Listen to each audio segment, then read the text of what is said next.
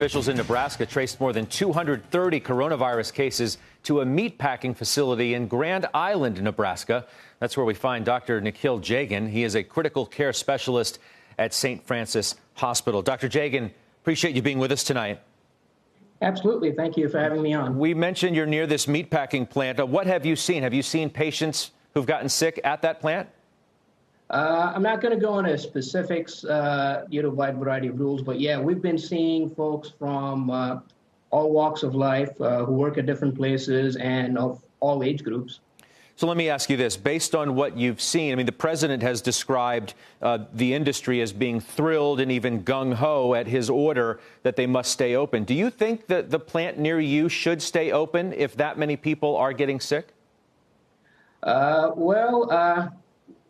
Obviously, I'm not an expert when it comes to what stays open and what stays closed, but at least from what I've been seeing, like ill patients in the ICU, when they do get sick, they get really, really sick, and that's kind of what we've been seeing over the last 4 to 5 weeks.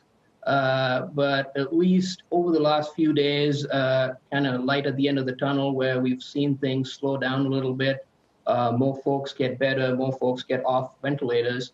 So cautiously optimistic, I would say. Yeah. I mean, just describe for me the scene of, we talk so much here, we're in the New York area. We talk a lot about New York and New Jersey, Connecticut, the East Coast, and we talk about the West Coast for obvious reasons, too, given the size of the economy and the states of there.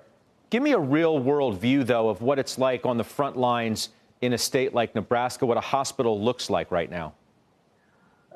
So it's a very dynamic process. It changed pretty much within a few days, and it's on a day-to-day basis. We were well prepared. We had all the planning in place that if this did happen, what we would do. And we went from maybe 1 to 2 people on ventilators to pretty much filling up the ICU within a few days, up to 14 to 16 patients on ventilators. People get very sick, and it's very quick. Everybody has very low oxygen levels, and it kind of happens very rapidly. So we adapted quickly. It was a lot of learning, and it was kind of quick, and it happened and it was ongoing over the last few weeks. So. In terms of ages of the patients you're seeing, can you tell us a little bit about that? Are you seeing a lot of younger patients? How's it look?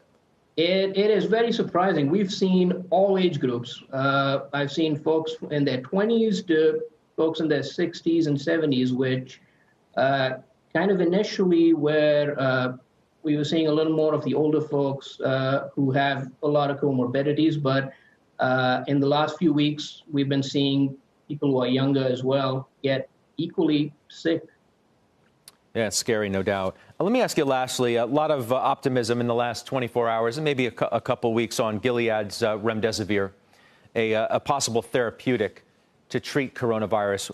What do you think about it, and would you prescribe it yourself based on what you know now? Looking at the prelim data and what's been coming out has been encouraging. So definitely, as with any study, you've got to go into the details associated with it, the pros and cons, and I think it's got to be tailored to every patient because every patient's different. So we've got to look at the risks and benefits. So I'm still waiting on more data to come out, and I think tailoring it is very, very important.